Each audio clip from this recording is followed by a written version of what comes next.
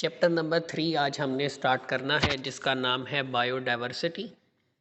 और इस चैप्टर के अंदर हमने सबसे पहले जो हमने स्टार्ट करना है वो है इंट्रोडक्शन। अब इंट्रोडक्शन में बेटा एक बात याद रखनी है आपने कि अब देखिए बायोडाइवर्सिटी का मतलब क्या है। बायो का मतलब होता है life, life means living organisms.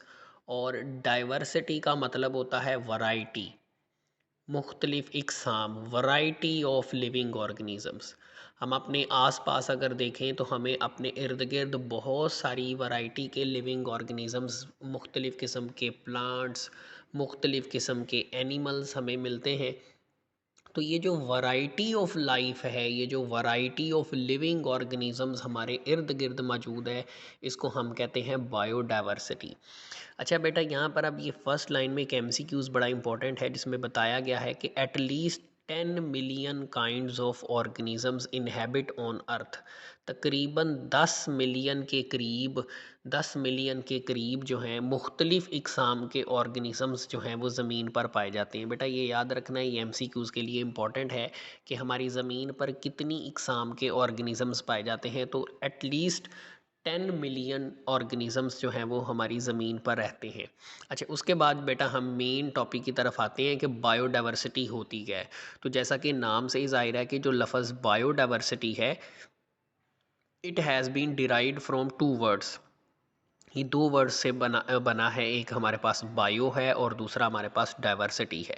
अब डाइवर्सिटी का उसने अलहदा से यहाँ पे मीनिंग बताया है कि डाइवर्सिटी का मतलब क्या है। तो डाइवर्सिटी का मतलब होता है variety with in a species and among species. आगे चल के हम स्पीशी की डेफिनेशन भी जो है वो पढ़ेंगे। स्पीशी के लिए फ़िलहाल सिर्फ इतना आपने याद रखना है कि स्पीशी क्या है, a group of similar organisms.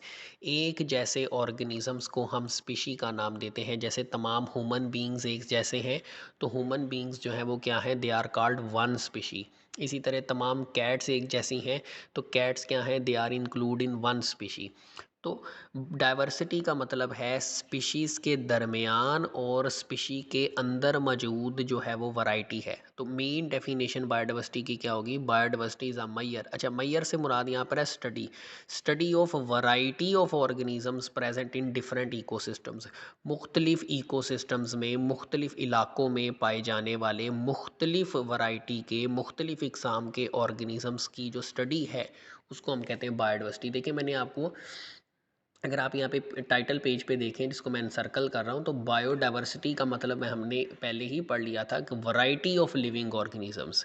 तो बायोडाइवर्सिटी के अंदर हम क्या करते हैं, मुख्तलिफ़ इकोसिस्टम्स में, मुख्तलिफ़ इलाकों में मुख्तलिफ़ किस्म के जो ऑर्गेनिजम्स पाए जाते हैं उनकी स्टडी करते हैं। अच्छा बेटा, यहाँ पर आपने इस सेकेंड लाइन में आपको एक एमसीक्यूज़ करवाया था, ये डाइवर्सिटी ऑफ प्लांट। अब प्लांट्स की जो डाइवर्सिटी होती है, प्लांट्स की जो इकसाम होती है, उसको हम कहते हैं फ्लोरा। और एनिमल्स की जो डाइवर्सिटी होती है उसको बेटा हम कहते हैं फाना। ये बहुत इंपॉर्टेंट एमसीक्यूज़ हैं, अक्सर आ जाते हैं बोर्ड में। प्लांट्स की डाइवर्सिटी को, पौधों की जो इकसाम है उनको फ्लोरा कहा जाता है, और एनिमल्स की जो इकसाम है बेटा उनको हम फाना का नाम जो है वो देते हैं। उसके बाद बहुत ही इंपॉर्टेंट टॉपिक है इम्पोर्टेंस ऑफ बायोडाइवर्सिटी, कि जो हम मुख्तलिफ वैरायटी के ऑर्गेनिजम्स को स्टडी कर रहे हैं, इसका फ़ायदा क्या है, इसकी इम्पोर्टेंस क्या है। देखिए जी बेटा, इम्पोर्टेंस ये है कि ये जो बायोडाइवर्सिटी है, इससे हम फूड हासिल करते हैं। Biodiversity provide food for humans. तमाम इंसान जो है वो अपनी खुराक बायोडाइवर्सिटी से, मतलब मुख्तलिफ़ इकसाम के प्लांट से, मुख्तलिफ़ इकसाम के एनिमल से जो है वो हासिल करते हैं। तो नम अब जितनी ज़्यादा इकसाम के प्लांट्स, जितनी ज़्यादा वैरायटी ऑफ एनिमल्स को हम स्टडी करेंगे, हमें उतना ज़्यादा इल्म होगा कि हम किन एनिमल से फ़ूड ले सकते हैं, किन एनिमल से हम फ़ूड नहीं ले सकते। तो जितना ज़्यादा हम मुख्तलिफ़ ऑर्गेनिजम्स को स्टडी करेंगे, उतनी ज़्यादा टाइप की हमें फ़ूड जो है वो अवेलेबल होगी। सेकंड जो बेटा पॉइंट है वो हमारे पास है सिग्निफिकेंट प्रोपोर्शन, मतलब एक बहुत बड़ी मिकदार में हम ड्रग्स। अच्छा, ड्रग्स से मुराद यहाँ पर मेडिसन्स हैं। दे आर डिराइव्ड वो हासिल की जाती हैं डायरेक्टली और इनडायरेक्टली फ्रॉम बायोलॉजिकल सोर्सेज। यहाँ पर मैंने बायोडाइवर्सिटी आपको लिखवाया था। तो नंबर वन हमने क्या पढ़ा है कि बायोडाइवर्सिटी से तमाम इंसान जो है वो खुराक हासिल करते हैं। नंबर टू, बायोडाइवर्सिटी से डायरेक्टली और इनडायरेक्टली हम बहुत सारी अद्वियात जो हैं वो हासिल करते हैं। बाज़ ड्रग्स ऐसी होती हैं जो प्लांट से और एनिमल से डायरेक्ट हम तक पहुंचती हैं। बाज़ ड्रग्स ऐसी होती हैं जो प्लांट्स और एनिमल से हासिल करके उनको लेबॉर्ट्री में भेजा जाता है। बेटा मेरी आवाज़ तो बिल्कुल ठीक है। हंजला, आपको मेरी आवाज़ आ रही है? वो ना असल में ड्यूरिंग जो है lecture some time net slow हो जाता है, तो उसकी वजह से आवाज़ में प्रॉब्लम होती है। अब आवाज़ ठीक आ रही है आपको? जी अब सही आ रही। चलें ठीक है जी। हम बात कर रहे थे कि बायोडाइवर्सिटी की हमारी लाइफ में अहमियत क्या है, हमें क्यों मुख्तलिफ वैरायटी के लिविंग ऑर्गेनिजम्स को स्टडी करना है। उसकी वजह ये है कि बेटा जो भी फूड हम हासिल कर रहे हैं वो बायोडाइवर्सिटी से ही हासिल कर रहे हैं। नंबर टू, बड़ी मिकदार में जो अद्वियात हैं डायरेक्टली और इनडायरेक्टली वो भी हम बायोडाइवर्सिटी से हासिल कर रहे हैं। नंबर थ्री बेटा अगर हम देखें तो इंडस्ट्रियल मटेरियल, जितने भी इंडस्ट्रीज़ के अंदर हम मटेरियल्स बनाते हैं जैसे फाइबर्स हैं, धागे हैं, डाइज़ हैं, रंग करने वाली चीज़ें हैं, रेज़न, गम्स, एडहेसिव्स, ये सारी चिपकने वाली मुख्तलिफ वैराइटीज़ हैं। रबर हैं, गाड़ियों के जो है मुख्तलिफ टायर बनाने के लिए जो रबर यूज़ होती है, फिर ऑयल हैं। ये सारे जो हैं ये हम किससे हासिल कर रहे हैं? अब ये सारी चीज़ें हम मुख्तलिफ किस्म के प्लांट से जो है वो हासिल कर रहे हैं। नंबर चार बेटा अगर हम देखें तो बायोडाइवर्सिटी जो है it play important role in making and maintaining ecosystem. अब इकोसिस्टम कहते हैं वो इलाका, वो इन्वायरमेंट जहाँ पर हम रहते हैं। अब एक इकोसिस्टम को बनाने में और उस इकोसिस्टम को बरकरार रखने में बायोडाइवर्सिटी जो है वो बहुत अहम रोल प्ले करती है। तो चार जो है यहाँ पर इम्पोर्टेंस बताई गई हैं। नंबर वन, बायोडाइवर्सिटी से हम फूड हासिल करते हैं। नंबर वन, बायोडाइवर्सिटी से जो है वो हम फूड हासिल करते हैं। नंबर टू जो है बायोडाइवर्सिटी से हम फूड हासिल करते हैं। नंबर टू जो है बायोडाइवर्सिटी से हम ड्रग्स हासिल करते हैं। नंबर थ्री जो है वो बायोडाइवर्सिटी से हम मुख्तलिफ इंडस्ट्रियल प्रोडक्ट्स बनाते हैं। और नंबर चार, बायोडाइवर्सिटी की वजह से ही हमारा जो इकोसिस्टम है वो बना हुआ है। मैं नेक्स्ट स्लाइड जो है वो शेयर कर रहा हूँ। अभी तक हमने पढ़ा कि जी हमारे पास टोटल कितनी बायोडाइवर्सिटी है जो ज़मीन पर एग्जिस्ट करती है। फिर उसके बाद हमने पढ़ा बायोडाइवर्सिटी की डेफिनेशन क्या है। फिर उसके बाद हमने पढ़ा कि जो वैरायटी ऑफ प्लांट्स हैं, वैरायटी ऑफ एनिमल्स हैं, उनको हम फाना और फ्लोरा का नाम जो है वो देते हैं। और लास्ट में हमने बहुत इंपॉर्टेंट टॉपिक पढ़ा कि जी हमारे पास जो बायोडाइवर्सिटी है उसकी इम्पोर्टेंस क्या है। अब बेटा हमारे पास नेक्स्ट जो है वो स्लाइड आ गई है। नेक्स्ट जो हमारे पास जो पेज है उसमें आप देखें यहाँ पे टॉपिक दिया हुआ है क्लासिफिकेशन। अब क्लासिफिकेशन में अभी रिसेंटली अगर आप देखें तो हमने पढ़ा था कि हमारी ज़मीन पर 10 मिलियन टाइप के ऑर्गेनिज़म्स मौजूद हैं। अब उन 10 मिलियन में से बेटा 1.5 मिलियन जो टाइप हैं वो एनिमल्स की स्टडी की जा चुकी हैं और 0.5 मिलियन जो है वो प्लांट्स की वैरायटी स्टडी की जा चुकी है। ये पॉइंट आपने लाजमी करना है। टोटल जो ऑर्गेनिजम्स हैं ज़मीन के ऊपर वो 10 मिलियन टाइप्स के हैं, जिनमें से 1.5 मिलियन एनिमल और 0.5 मिलियन प्लांट, ये टोटल 2 मिलियन बनते हैं। ये 2 मिलियन टाइप जो हैं वो बायोलॉजिस्ट ने जो है वो स्टडी करनी है। ये इंपॉर्टेंट एमसीक्यूज़ है, लाजमी तैयार कीजिएगा। इस टॉपिक में इतना ही करना है। उसके बाद हम आ जाते हैं एम्स ऑफ क्लासिफिकेशन पे। अब इसमें दो इम्पॉर्टेंट तरीन डेफिनेशन दी हुई हैं, एक टेक्सोनमी है और दूसरी हमारे पास सिस्टमेटिक्स है। अब टेक्सोनमी में हम क्या करते हैं, ये बायोलॉजी की वो ब्रांच है जिसमें हम जानदारों की क्लासिफिकेशन करते हैं। अब क्लासिफिकेशन बेटा क्या होता है, जानदारों को मुख्तलिफ ग्रुप्स में डिवाइड कर देना, जानदारों को सिमिलैरिटीज़ की बिना पर या डिफरेंसेस की बिना पर सेम ग्रुप में या डिफरेंट ग्रुप्स में रख देना। इस प्रोसेस को हम कहते हैं क्लासिफिकेशन। और बायोलॉजी की जो ब्रांच इसको डील करती है उसको हम कहते हैं टेक्सोनमी। तो टेक्सोनमी बायोलॉजी की वो ब्रांच है जिसमें हम जानदारों की क्लासिफिकेशन करते हैं। जबकि सिस्टीमैटिक्स जो है ये इसी का बेसिकली टेक्सोनोमी का ही एक मॉडर्न जो है वो वर्जन है। इसमें क्या किया जाता है, टेक्स सिस्टीमैटिक्स के अंदर हम क्लासिफिकेशन तो करते ही करते हैं, लेकिन क्लासिफिकेशन के साथ साथ सिस्टीमैटिक्स में हम जानदारों की क्लासिफिकेशन तो करते ही करते हैं, लेकिन क्लासिफिकेशन के साथ साथ हम उन ऑर्गेनिजम्स की एवोल्यूशनरी हिस्ट्री को भी ट्रेस करते हैं। अच्छा, ट्रेस का मतलब होता है पता लगाना, खोज करना।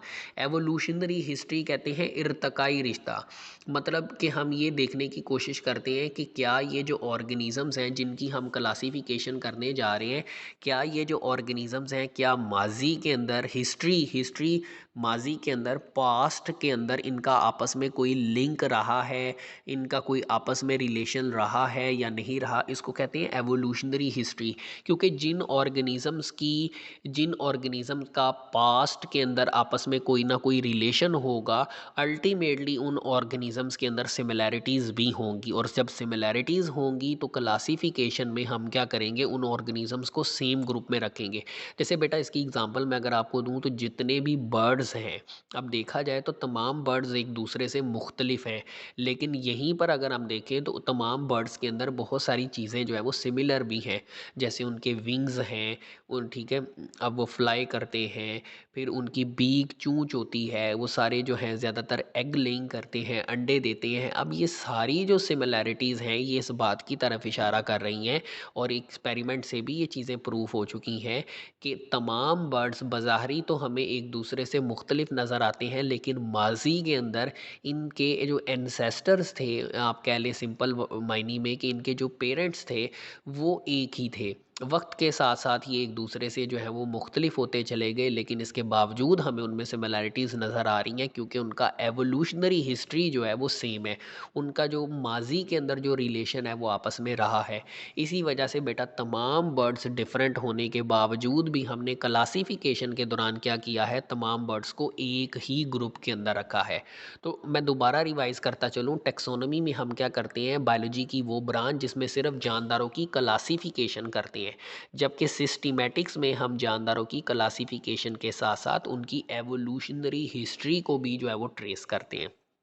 तो यहीं से बेटा हमारे दो एम्स बन जाएंगे। अच्छा, एक चीज़ याद रखनी, ये टॉपिक बड़ा इंपॉर्टेंट है, एम्स ऑफ क्लासिफिकेशन। तो इसमें आपने सिर्फ जब ये टॉपिक आएगा write down AIIMS of classification, तो आपने सिर्फ एम्स लिखने हैं। ये टेक्सोनोमी और सिस्टमैटिक्स ये आपने नहीं लिखने, ये अलहदा से टॉपिक बनते हैं कि what is taxonomy and what are systematics.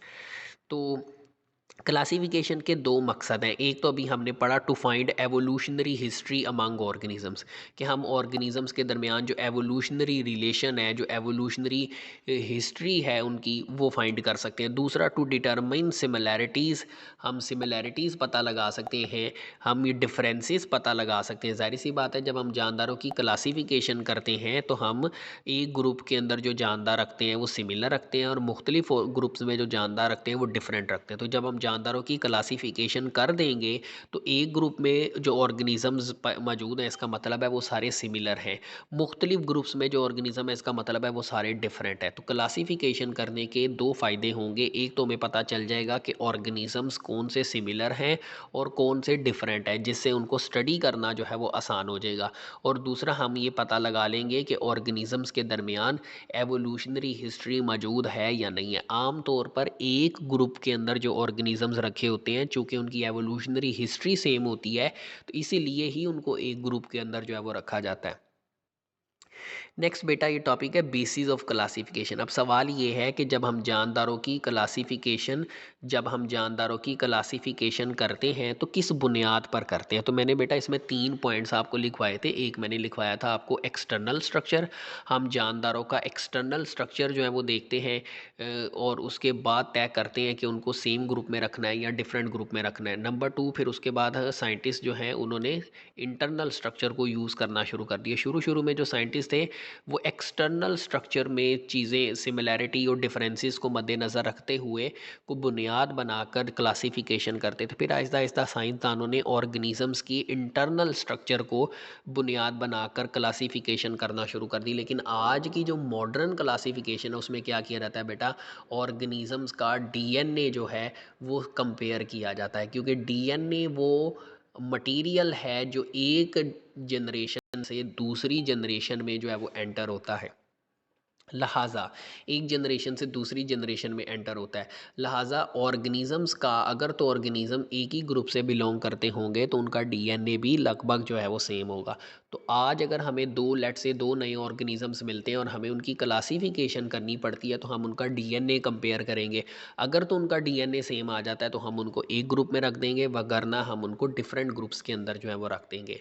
तो बेटा इस टॉपिक के अंदर या इस स्लाइड के अंदर जो है वो हमने 2 से 3 चीज़ें बड़ी इंपॉर्टेंट पड़ी। सबसे पहले तो हमने देखा कि हमारे पास 1 मिलियन जो है 1.5 मिलियन जो है वो हमारे पास एनिमल स्टडी किए जा चुके हैं, और 0.5 मिलियन बेटा हमारे पास जो है 0.5 मिलियन के करीब जो है वो हमारे पास प्लांट स्टडी किए जा चुके हैं। फिर हमने टेक्सोनोमी पढ़ी, फिर उसके बाद सिस्टमैटिक्स, फिर बेसिस ऑफ क्लासिफिकेशन। नेक्स्ट बेटा ये हमारा लास्ट टॉपिक है टेक्सोनोमिक हेरारकी। अच्छा, अब टेक्सोनोमिक हेरारकी ये बड़ा इंपॉर्टेंट लॉन्ग क्वेश्चन है। टेक्सोनोमिक हेरारकी क्या होती है? पहले तो आपने ना ये वर्ड समझना है टेक्सा। इसमें एक वर्ड यूज़ हुआ है टेक्सा। टेक्सा कहते हैं वो ग्रुप, जब आप क्लासिफिकेशन करते हैं तो क्लासिफिकेशन के दौरान आप क्या करते हैं, ऑर्गेनिजम्स को मुख्तलिफ ग्रुप्स में रख देते हैं। तो वो ग्रुप्स जिनमें आप जानदारों को क्लासीफाई कर देते हैं, रख देते हैं, उस ग्रुप को हम कहते हैं टेक्सोनोमिक कैटेगरी, या फिर हम उसको बेटा कहते हैं टेक्सा। ठीक है, मतलब जब आप जानदारों की क्लासिफिकेशन करेंगे, लेट से मेरे पास 10 ऑर्गेनिजम्स थे, मैं उनकी क्लासिफिकेशन करता हूँ। अब मैं क्लासिफिकेशन के दौरान क्या करता हूँ, उन तमाम ऑर्गेनिजम्स को मैं 10 ग्रुप्स के अंदर जो है वो डिवाइड कर देता हूँ। तो वो ग्रुप्स जिसमें मैंने जानदारों को क्लासीफाई किया है, वो ग्रुप्स जिनमें मैंने जानदारों को रखा है, उनको मैं नाम दूंगा टेक्सोनोमिक कैटेगरी या टेक्सा का नाम देंगे। और अब याद रखिएगा, इसमें कोई ग्रुप बड़ा होगा, कोई ग्रुप छोटा होगा। इसका मतलब टेक्सा बड़े भी होंगे, टेक्सा छोटे भी होंगे। तो अगर इन मैं टेक्सास को छोटे से बड़े की तरफ अरेंज करूं या बड़े से छोटे की तरफ अरेंज करूं, तो मेरे पास एक सीढ़ी नुमा स्ट्रक्चर जो है वो बनेगा, जिसको हम कहते हैं टेक्सोनोमिक हिरार्की। अब इस टेक्सोनोमिक हिरार्की के अंदर जो है सबसे बड़ा जो टेक्सा होगा, मतलब सबसे जो बड़ा ग्रुप होगा, वो बेटा होगा किंगडम। ये बेटा आपने याद रखना है। फिर किंगडम के बाद बेटा नेक्स्ट हमारे पास जो टैक्सा आ जाते हैं वो फाइलम है, क्लास है, ऑर्डर है, फैमिली है, जीनस है, स्पीशी है। और ये सारे एक दूसरे के मिलने से बनते हैं। जैसे फाइलम की अगर बात करें तो उसने लिखा हुआ है phylum is a group of related classes. मतलब अगर आप बहुत सारी क्लासेस को इकट्ठा करते हैं तो आपके पास फाइलम बन जाता है। इसी तरह बहुत सारे ऑर्डर्स को जो आपस में मिलते जुलते हैं, उनको अगर आप इकट्ठा करते हैं तो वो क्लास बन जाती है। इसी तरह बहुत सारी फैमिलीज़ को इकट्ठा कर दें तो ऑर्डर बन जाता है। बहुत सारे जेनरा इकट्ठे कर दें, जीनस सिंगल होता है, ज़्यादा हो तो जेनरा, तो हमारे पास जो है वो स्पीशी जीनस बन जाती है। और स्पीशी क्या है? Species consist of similar organisms. मैंने आपको बताया था स्पीशी का मतलब क्या होता है, सेम ऑर्गेनिजम्स के लिए बेटा हम ये वर्ड जो है वो यूज़ करते हैं। ठीक है, अब यहाँ पर देखें, यहाँ पे ह्यूमन बीइंग की क्लासिफिकेशन दी हुई है और मटर के पौधे की क्लासिफिकेशन दी है। अब किंगडम की बात करें तो हम किंगडम एनिमेलिया में पाए जाते हैं। फाइलम हमारा कॉर्डेटा है, क्लास हमारी मैमेलिया है, ऑर्डर हमारा प्राइमेट्स है, फैमिली होमिनाइडी है, और जीनस और स्पीशी हमारी होमो सैपियंस है। और याद रखिएगा आगे चल के हमने साइंटिफिक नेम पढ़ना है। साइंटिफिक नेम हमेशा जीनस और स्पीशी पर मुश्तमिल होता है। तो इंसान का साइंटिफिक नेम है होमो सैपियन। और बेटा इसी तरह से क्लासिफिकेशन स्कीम आपने मटर के पौधे की भी याद करनी है। ये बड़ी इंपॉर्टेंट है, बहुत इंपॉर्टेंट है। लास्ट एक छोटा सा बेटा और टॉपिक पढ़ लेते हैं, स्पीशी। स्पीशी जो है ना, इसको बेसिक यूनिट ऑफ क्लासिफिकेशन भी कहा जाता है। मतलब जब भी हम क्लासिफिकेशन करते हैं तो किसी और टैक्सा के अंदर करें या ना करें, लेकिन हम स्पीशी के अंदर क्लासिफिकेशन लाजमी करते हैं। स्पीशी क्या होती है? अ ग्रुप ऑफ ऑर्गेनिजम्स, ठीक है, which can interbreed freely among them. वो तमाम ऑर्गेनिजम्स का एक ऐसा ग्रुप जो आपस में जनसी तौलीद कर सकता है एंड प्रोड्यूस फर्टाइल ऑफस्प्रिंग्स, और अगली नस्ल को पैदा कर सकता है, but are reproductively isolated from all other such groups in nature. और इनका जो रिप्रोडक्टिव सिस्टम है वो नेचर में, कायनात में मौजूद दूसरे तमाम ग्रुप से जो है वो डिफरेंट होता है। तो 3 बातें बेटा उसने यहाँ पर बताई हैं। एक, स्पीशी क्या है? Group of organisms which can interbreed freely. वो ऑर्गेनिजम्स जो आपस में फ्रीली इंटरब्रीड कर सकते हैं। नंबर 2, जो इंटरब्रीड करके फर्टाइल ऑस्प्रिंग, ऑस्प्रिंग कहते हैं बच्चों को, नई नस्ल को, और फर्टाइल का मतलब होता है जो आगे अगली नस्ल को जो है वो पैदा कर सके। और नंबर 3 उसने कहा कि जिनका रिप्रोडक्टिव सिस्टम आइसोलेट होता है। आइसोलेट का मतलब है डिफरेंट होता है फ्रॉम अदर ग्रुप्स। अब ज़ाहिर सी बात है ऑर्गेनिजम्स का एक ग्रुप जो है उसका रिप्रोडक्टिव सिस्टम जो है वो दूसरे ग्रुप से जो है वो डिफरेंट होगा, जिसकी वजह से ही हम उनको दो डिफरेंट स्पीशीज़ का नाम जो है वो देंगे। तो स्पीशी क्या है, एक और ऑर्गेनिजम्स का एक ग्रुप जो आपस में जनसी तो लीद करके नई नस्ल को पैदा करते हैं और इनका रिप्रोडक्टिव सिस्टम जो है वो दूसरे तमाम ऑर्गेनिज्म से जो है वो डिफरेंट होता है। ये आपने बेटा स्पीशी की जो है वो डेफिनेशन याद करनी है, और स्पीशी के से मुतल्लिक की जो बेसिक यूनिट ऑफ क्लासिफिकेशन है ये आपने बेटा MCQs तैयार करना है। बस यहाँ तक बेटा आपने करना है। कल फिर हम आगे नेक्स्ट लेक्चर जो है वो स्टार्ट करेंगे। तो मैं थोड़ा सा रिवाइज करता चलूँ, हमने पढ़ा क्या क्या है। हमने पढ़ा है सबसे पहले हमने बायोडाइवर्सिटी की डेफिनेशन पढ़ी, बायोडाइवर्सिटी क्या है। फिर उसके बाद बायोडाइवर्सिटी की इम्पोर्टेंस क्या है। फिर उसके बाद हमने टेक्सोनमी क्या है, सिस्टीमेटिक्स क्या है, क्लासिफिकेशन के दो एम्स हमने पढ़े। फिर उसके बाद बेसिस ऑफ क्लासिफिकेशन में मैंने सिर्फ 3 पॉइंट्स आपको बताए, और उसके बाद मेन टॉपिक बेटा हमारा था टेक्सोनोमिक हियरार्की, और उसमें हमने फिर स्पीशी के बारे में जो है वो आगे चल के पढ़ा है।